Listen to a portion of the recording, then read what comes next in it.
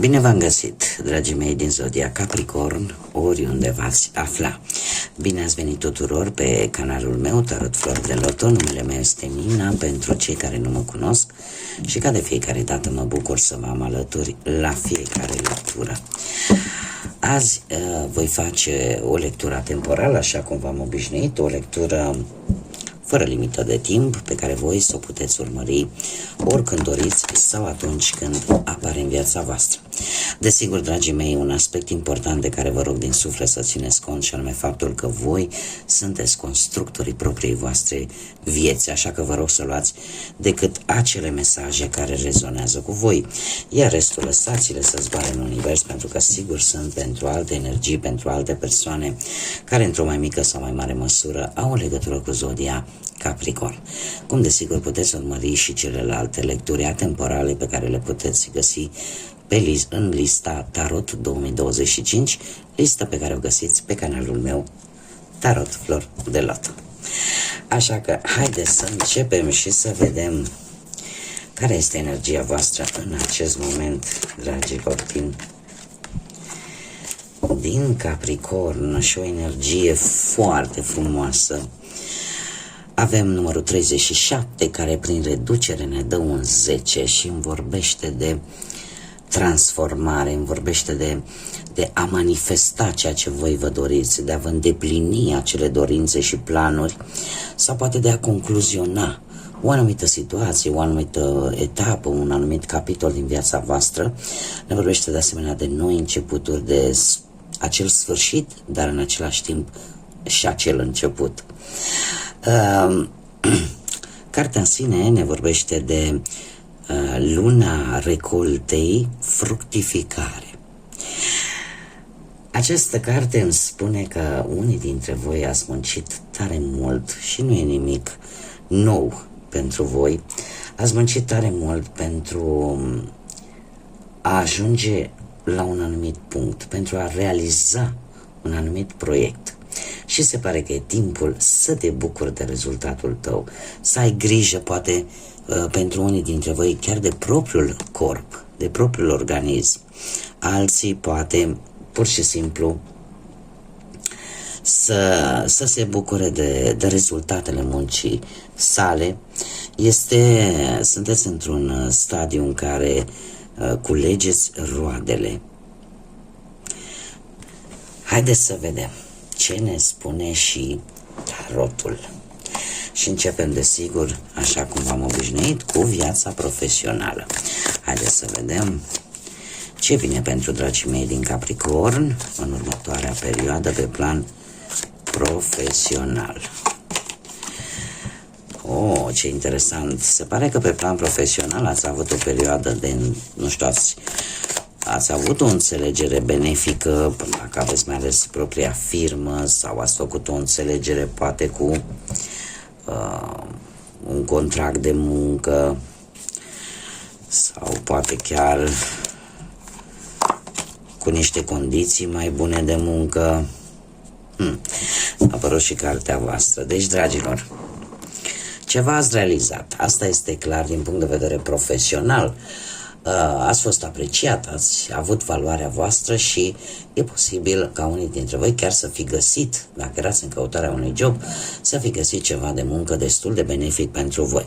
Lucru care, desigur, în prezent a adus cu sine și anumite invidii, probabil persoane invidioase care stă așa pe la colțuri și tot vorbesc, sau poate chiar încearcă să te atace în mod fățiș, da, pe față, fără niciun fel de scrupule. Avem un 7 de bâte, care îmi spune că unii dintre voi chiar aveți posibilitatea să vă deschideți poate propria afacere.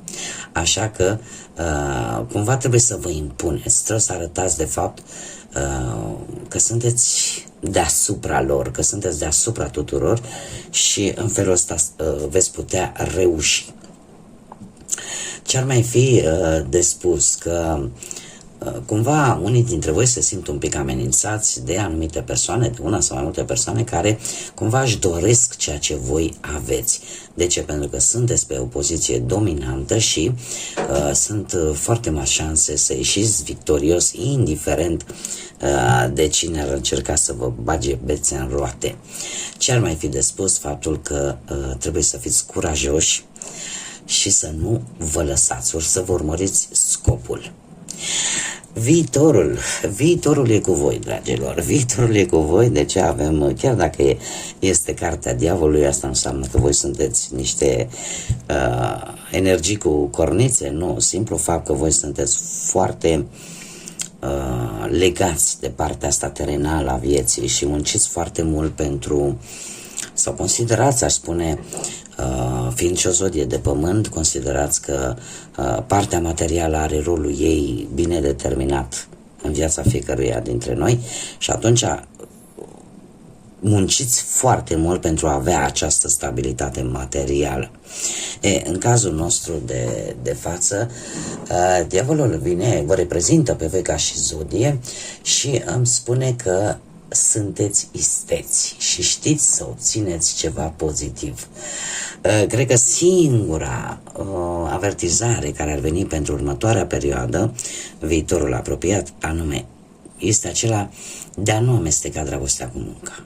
Munca e muncă, dragostea e dragoste, așa că mare atenție pentru cei care simțiți nevoia să cădeți în această combinație care nu e tocmai foarte sănătoasă pentru voi. În rest, se pare că lucrurile vă merg de minune din punctul ăsta de vedere profesional, cel puțin pentru unii dintre voi care vor rezona cu aceste mesaje. Haideți să vedem pentru partea financiară, pentru bănuți. Ce vine pentru dragii mei din Capricorn? Ați avut o perioadă în care ați fost rupți un pic de realitate. Ați avut o teamă, v-ați făcut tot felul de gânduri, ați crezut că o anumită situație, foarte multe, o anumită situație nu are o cale de ieșire, o situație financiară, doar că Cavalerul de bâte, nu știu dacă zodiile de foc, berbec, leu, săgetător, vă spun ceva, cert este că în acest moment ați avut parte de niște surprize bănești, e adevărat, nu cantități foarte mari, dar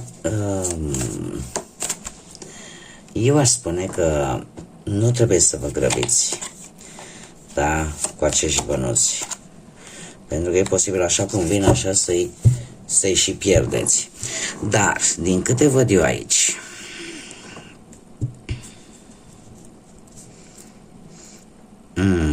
nu știu dacă am două energii. O energie de foc, m-am mai spus, berbec sau săgetător, care cumva să vă ajute în obținerea acestei sume de bani. Dar în același timp avem și o energie de pământ, la fel ca și voi, un paș de monede, care poate să fie Taur, Fecioară sau Capricorn, la fel ca voi, puteți fi voi, de ce nu? Cert este că acest paș de monede vine cu un moment cheie, un moment în care e timpul să acționezi, dar trebuie să obțineți anumite informații necesare vis-a-vis de o anumită situație financiară. Și eu aș spune că unii dintre voi trebuie să știți să negociați poate salariul, să cereți exact atât cât considerați că vi se cuvine, iar dacă cumva există riscul să nu primiți atât cât voi cereți, trebuie să ai un pic de răbdare, pentru că într-un fel sau altul vei obține o anumită recompensă. Și eu aș spune că în următoarea perioadă, în viitorul apropiat, nu e un moment tocmai bun pentru cei care se gândesc poate să renunțe la un job. Unii dintre voi e posibil să cheltuiți această sumă de bani pe care tocmai ce ați primit-o, să o cheltuiți pe niște cursuri, pe niște studii sau în așa fel încât să avansați. Singurul lucru este acela de a avea răbdare. De a avea răbdare și de a obține informațiile de la surse serioase, da? Informațiile, așa cum îmi place mie să o spun, informația face toți banii. Haideți să vedem cu dragostea cum stați, dragii mei, din Capricorn, cei care sunteți într-o relație. Se pare că ați avut o perioadă destul de încărcată. Da. Nu știu dacă zodiile de aer vă spun ceva, Gemeni, Balanță sau Vărsători, și chiar zodia Scorpion în mod special, poate rezonează cu unii dintre voi. Cert este că cu ceva timp în urmă ați avut nopți destul de nedormite, griji foarte mari și foarte multe preocupări în relație. Cumva simțați că ceva este ascuns, ceva pe care voi nu-l puteți vedea, dar cumva îl intuiți, mă scuzați, mi se mai întâmplă să am, atunci când vorbesc foarte mult, să mai mă bâlbâi, mii de scuze. Cert este că ori poate ați avut încredere în anumite persoane în care probabil că nu trebuia și asta v-a adus, poate ați avut, nu știu, ați traversat poate o relație și încă considerați că sunteți în ea, doar că în acest moment, din câte vedem aici, cu arcanul major, moartea, eu spun că traversați o perioadă de transformare și în același timp, mai ales dacă relația te face nefericită cumva și nu se fac acele schimbări necesare, e posibil, nu știu, orică voi, orică persoana respectivă să aibă o anumită teamă, o teamă de singurătate. Dar asta nu va rezolva problema, însă cumva, dacă se vor face schimbările necesare, relația are șanse să continue. Dar dacă nu, din păcate, nu va duce la nimic pozitiv. Iar următoarea perioadă pentru voi, dragilor, cu această regină de spade, se pare că ori voi împrumutați cumva caracteristicile acestei regine de spade, care îmi spune că cumva sunteți un pic mai impulsivi, aveți un dialog un pic prea direct și în felul ăsta deveniți oarecum mai severi. Încercați să nu vă mai arătați sentimentele de teamă că o să fiți iar răniți și în felul ăsta pe viitor o să fiți niște persoane considerate mai reci. Sau mai am o variantă în care un anumit personaj dintr-o zodie de aer, Gemeni, Balanță sau Vărsător, poate avea o influență atât în bine cât și în rău vis-a-vis de relația voastră. Acum, haideți să vedem cei care sunteți singuri, poate în urma divorțului, a unei separări sau, din păcate, a văduviei. Sau poate n-ați reușit până acum să vă găsiți jumătatea. Dragilor, foarte multe arcane majore pentru voi. Ați avut o perioadă cu arcanul major, Carul. Nu știu dacă zodia Rac vă spune ceva, zodia Balanță de asemenea. Ia să vedem. Nu cred, 3 arcane majore, unul după altul. Dragilor, într-un trecut nu foarte îndepărtat s-ar părea că nu știu, ori v-a interesat o persoană și persoana aia nu s-a arătat interesată de voi, ori poate că a apărut așa o veche iubire într-o călătorie. Cumva e legată și de varianta cu distanța, cu cineva la distanță, cineva care cumva s-a gândit la tine. Acum eu aș spune în felul următor. Și de ce spun acest lucru? Pentru că avem justiția în prezent. Iar asta îmi spune că e posibil ca unii dintre voi să cunoașteți pe cineva care lucrează în domeniul justiției sau poate într-o instituție a statului sau poate pur și simplu nu vreți să vă grăbiți. Nu vreți să vă grăbiți în ceea ce privește relația voastră. Vreți să o luați așa molcom, să analizați foarte bine atât lucrurile pro cât și contra, să vedeți de fapt cam care este adevărul. Și trebuie să vă spun un lucru. Am aici, nu știu dacă zodia Fecioară vă spune ceva, de asemenea, deci am Rac, Balanță și Fecioară.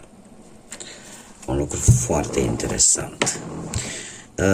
Următoarea perioadă e posibil ori să aveți de-a face cu un personaj care știe multe, dar spune puține, ori poate voi veți încerca să descoperiți anumite lucruri prin intermediul chiromanției, taromanției, da, cum facem aici cu tarotul, sau poate există cineva care, așa cum am mai spus, știe foarte multe, dar spune decât atât cât trebuie. Un personaj care are ceva magnetic care va atrage privirea și eu aș spune că dacă vorbim de domni, va fi o doamnă foarte atractivă. Iar dacă vorbim de doamne, eu aș spune că sunteți, nu știu cum să spun eu, există ceva magnetic. Voi veți atrage foarte mult partea opusă. Așa că, din câte văd aici, nu duceți lipsă de pretendenți deloc. Doar că, per general așa, eu aș spune că sunt anumite lucruri care nu se spun. Sunt anumite lucruri care încă se țin ascunse și nu se dezvăluie. Și asta pe voi vă face să fiți un pic mai introspecți, mai atenți. Și avem un mesaj interesant pentru voi, dragilor. Cadoul întunericului. Ce ne spune? Sunt cadouri, sunt surprize în întuneric. Descoperele odată cu ele și comorile care se ascund. Este un îndemn. Exact ce v-am spus până să scot această carte, există niște lucruri pe care voi nu le știți. Există o latură într-o anumită situație, indiferent de ce aspect al vieții vorbim, pe care voi nu o știți, dar care, paradoxal, o puteți numi, în momentul în care o să o aflați, o puteți numi cadou. Un cadou care vine, pe care voi trebuie să-l căutați. Un diamant pe care voi trebuie să-l căutați în întunericul vieții. Poate să fie, de exemplu, o anumită calitate pe care voi aveți și n-ați descoperit-o până acum, pierdut acolo, în întunericul minții. Sau poate, așa cum am mai spus, într-o anumită situație, există ceva pe care voi, dacă îl aflați, o informație care pentru voi poate să simbolizeze acest diamant, această comoară în acel întuneric. Așa că încercați să căutați atunci când intuiția vă spune că poate ceva nu e în regulă, că poate aici ar trebui să cauți mai mult.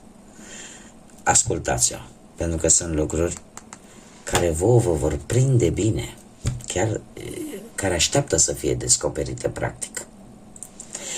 Bun, dragii mei, aceasta a fost lectura pentru voi. Eu vă mulțumesc ca de obicei pentru atenție și vă doresc ca următoarea perioadă să fie cât mai limpede, în așa fel încât să descoperiți ceea ce nu știți și să vă ajute. Și, desigur,